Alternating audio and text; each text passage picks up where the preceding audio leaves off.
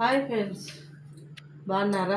ఎట్లున్నారు? నేనైతే చాలా బాగున్నా. పని వేసిన ఇప్పుడే ఏమేమి వంట చేసినంటే అన్నం చేసిన, బోకులన్నీ కడిగేసిన. ఇవే క్యాబేజ్ కూర అయితే చూపించిన. రాండి ఫ్రెండ్స్ చూపిస్తా. అద్దా క్యాబేజ్ కూర అయితే చేసిన. ఇంకా గుడ్డలు ఉతుకల్లా. ఈ కసు దెబ్బలేంగా చూడి కిందేమో అట్లే వాడినా. ఏంది మాదిరి ఎన్ని వాడేస్తుంది అనుకున్నారా?